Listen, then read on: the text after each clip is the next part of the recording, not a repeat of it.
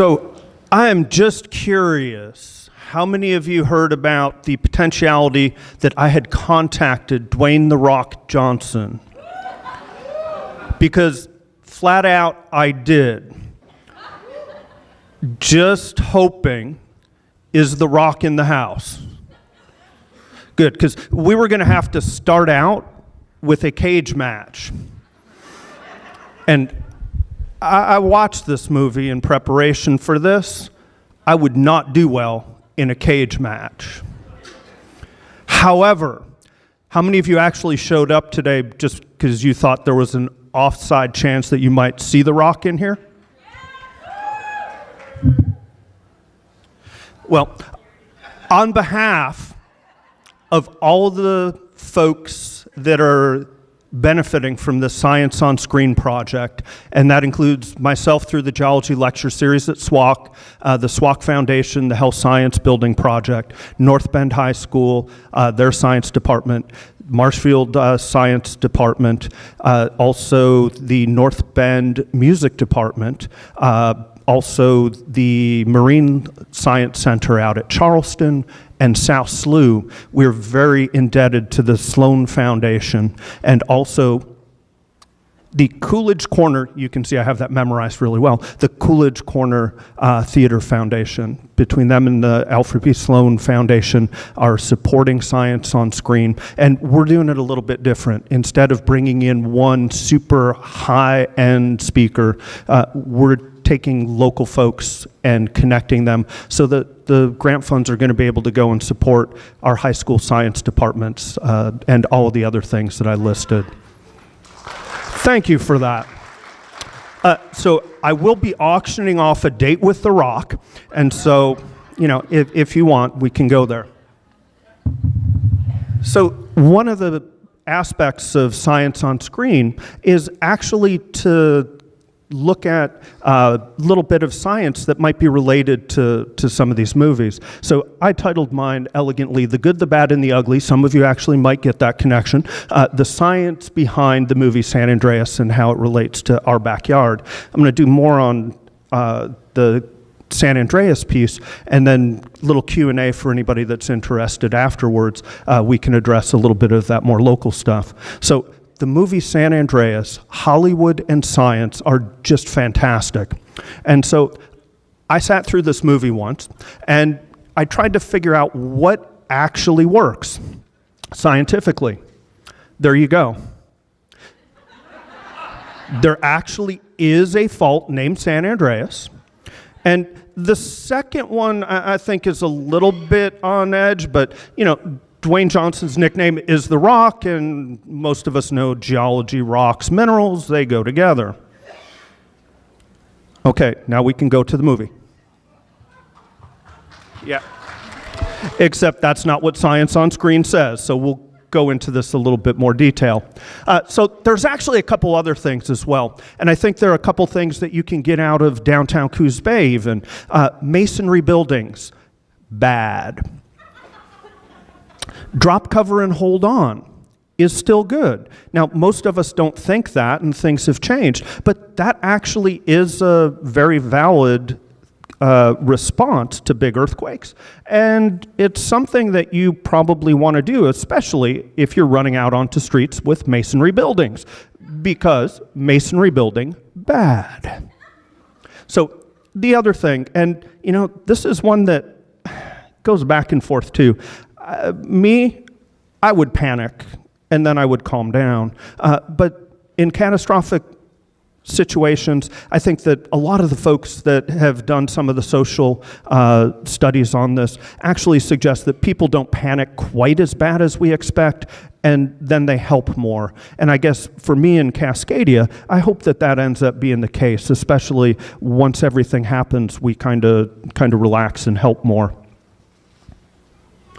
I think those are the two keys, awareness and preparedness. I've lived on the South Coast for about 21 years now, so relatively speaking, I'm new to the neighborhood, and I understand that and can live with it. But one of the things about this is When I moved here, we didn't have that awareness piece. So most of the individuals didn't know that we could have a magnitude 8, 8.5, 9 or greater earthquake in the neighborhood. How many of you know that?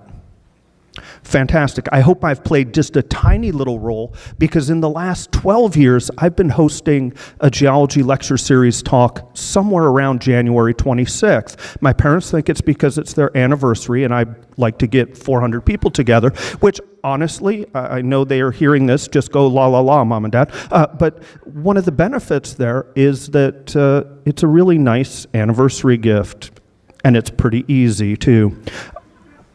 The preparedness piece. So 21 years ago, not that many people recognized that we had great earthquakes in the neighborhood. Now I think we do, and we're starting to turn that corner to preparedness. How many of you have a to-go bag? Fantastic. If I had asked that 15 years ago, there might be one hand up. If you don't have one, find out what it is, and you might want to get one. But that preparedness plan. So plate tectonics. For science, this is new. It's only been around since the 1960s. Its predecessor's been around for 100 years. But one of the things that's wonderful for us, notice all of this, that's us. So it's really nice out here where plate boundaries are, because plates move, you get faults, and you have activity. Well, if it's out here, how many people live there? None. This is what's going on with plates. How many of you know the 3 plate boundaries? Shaylin, tell me one. Not to put you on the spot. Yeah, because you can probably read too. So, somebody else, tell me another one. Okay, say that one more time. Convergent, awesome. And transform, going here. So transform, side to side. Divergent, going apart. Convergent, going together. Any idea which one San Andreas is? It's not apart. It's a slide past. Transform. Any idea which one is in our backyard, just a few tens of miles off the coast? Hint, trick question. Whoops. Sensitivity. So this is one of the cool things about living in the Oregon coast, is that we actually have all 3 plate tectonic boundaries in our neighborhood. So, you know, California thinks they're all that because they have San Andreas. Well, yeah, they have San Andreas, they have a movie. Apparently, talking to Friday's speaker, we may be the next movie in this sequence. I really don't want to know that, but sequel. But San Andreas, you know, they've got this one transform boundary, strike-slip faults down there. Well, we have all 3. So we've got this divergent spreading center just a little ways offshore. We've got transform boundaries that have been kicking off little faults of 3, 4, 5 magnitude. And we've got the one with teeth. Teeth, bad. How many of you were here for the first Science on Screen showing of Jaws? Very good. Well, you know from that movie, teeth, bad. Big earthquakes, bad. Well, that's your San Andreas. Looks like a big knife through butter. And it's not great, but there are some things about it. How many of you know about tsunamis? If I say nothing else, if you are out at Horsefall or down at Bastendorf and the water disappears, run. I won't tell you exactly what I normally say, but run very fast. It would be good for you. 400 meters equals about how many Super Bowl fields? Fortunately, that's not today. 400 meters? About 4 football fields. Actually, more, but that's close enough. 400 meters of water going away. This is the 2004 Boxing Day earthquake and tsunami in Sumatra. When that happens, bad. Waves, not good. 15 meters, ballpark, 50 feet. There's your wave heights. from TOHOKU. Many of you probably remember this, the Japanese quake of 2011. It actually affected our neighborhood too, just on a very modest sense. 50 feet, keep that in mind. These are some of the wave heights from the Indian Ocean event in 2004. 9 meters, ballpark. Say 30 feet, give or take a little bit. 30 feet, 50 feet. Golden Gate Bridge, 220 feet. No. Just no. Giant wave, you know, some of you may know that, locally used, but a classic Japanese woodcut print. That may be where we get a lot of our images of thinking of tsunami waves. This one is probably plotted even beyond San Andreas, but yeah. And this is the predecessor. This is what The Rock actually was using as a template for one of the scenes that will be coming up. Buildings. Realistic? No. Damage? Sure. There's a scene with AT&T Park. How many of you are San Francisco fans? Good. I'm a Mets fan. Maybe I shouldn't say that, but I am. I was not watching the 1989 World Series. Then I found out there was an earthquake, and I started flipping around channels. I looked at news. I found out who's your best earthquake play-by-play man? Al Michaels. So you thought that he just did sports. This, masonry, bad. So this is from actual earthquake, involved Candlestick Park, the old park, and masonry outside of it in San Francisco. Masonry, still bad, but apparently clean bad. Okay, that's better. But still, all these, are these new buildings or old buildings? You can tell. New buildings. Building codes, we have them, they've changed. Unlikely. Yeah, that's still good. I'll let you put your own caption on there, I'm not gonna do it. Oh no, bad, but it's not gonna happen. No, unrealistic, it just doesn't go that way. Once you have that big giant crack, it won't move. No friction, no earthquake. However, they do break. And if I was a betting man, I would bet you that you couldn't break that along that line a second time. But that's from 2011 in TOHOKU. Now, break out your glasses if you're like me. Don't worry about any of this stuff other than lots, few. So there's over 1 million earthquakes a year. How many of them are actually damaging? Well, that all depends. Location, location, location, so we won't go there. But here's the magnitude 8 or greater. And earthquake magnitude, how many of you have heard of the Richter scale? So Richter scale actually isn't what we use anymore, but it's basically the same kind of number system. It's called moment magnitude. It's, for all intents and purposes, very similar. So San Andreas, the movie, largest quake, magnitude 9.6. Well, here's the real San Andreas numbers. 7.9, 7.8, 6.9. Okay, I lied. That one's actually not San Andreas, but it's down there. So 7.9, small, right? Yeah, not really. Even that Loma Prieta at 6.9, pretty serious. So San Andreas is 800 miles long, and if the entire thing busted, we would be talking magnitude 8.3. Drop down to Chile, 1960. I remember as if it was yesterday. 1,000 miles long, 150 miles wide, and it's just like our Cascadia in the backyard. 9.5, the greatest earthquake to be recorded to date, which isn't the 9.6 from the movie. 9.2, Good Friday earthquake. 9.1 and 9, 8.8, those are some recent quakes as well. And actually, I'll tell you one thing about all of these.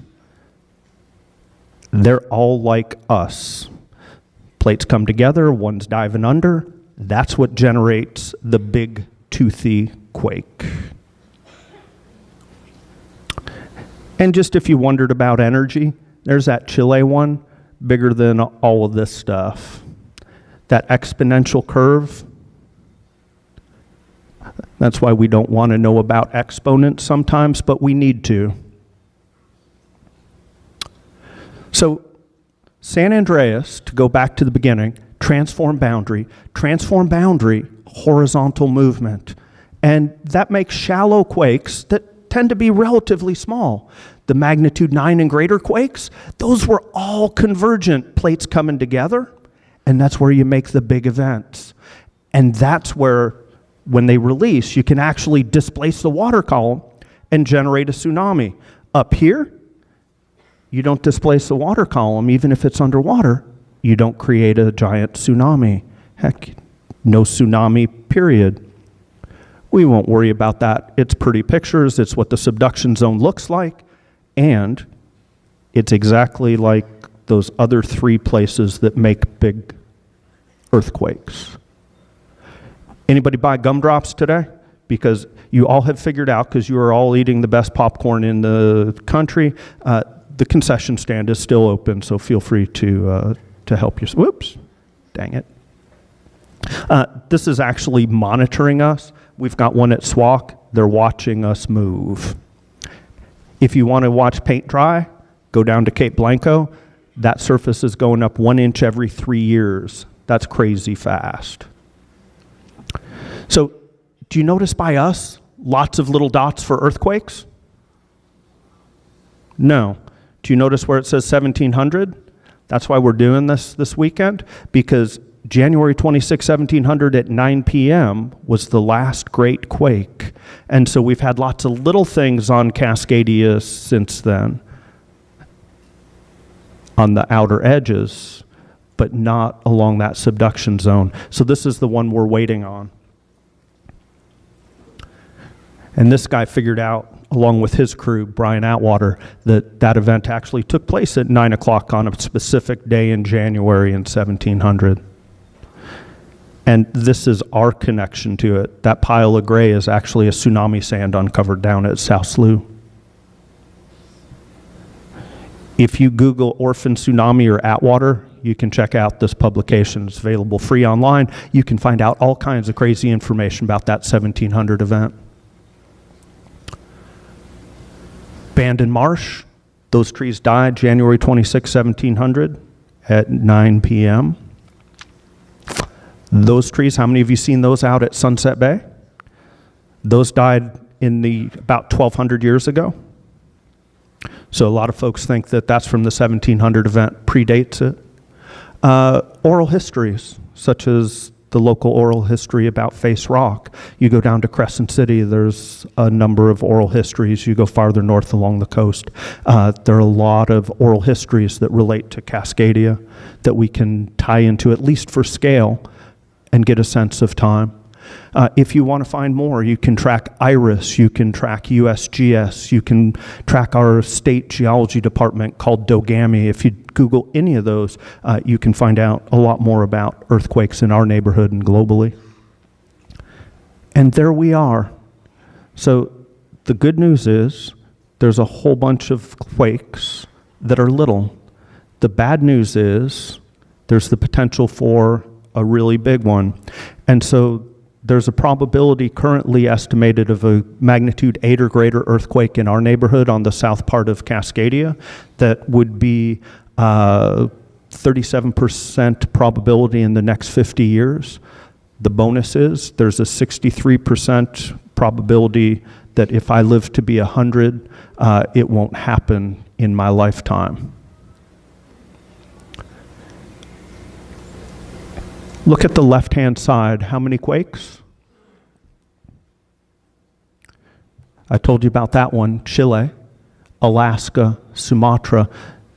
That's 100 years of energy released by earthquakes. Almost half of it, just 3 big ones. But that goes along with it, that when you look at big quakes, the really huge ones are kind of a rare event. And without those rare events, you know, we don't get stuff like that. So if we didn't have an occasional earthquake, if you enjoy shore acres and the waves breaking up over that, you wouldn't have it. So after the movie, we will have a little Q&A. After the movie, hopefully Dwayne "The Rock" Johnson won't show up, because I suppose I would still have to do the cage match thing with him. And that would just result in blood and me not being able to teach for probably a month or 2. I appreciate all of you showing up for Science on the Screen. Enjoy the movie.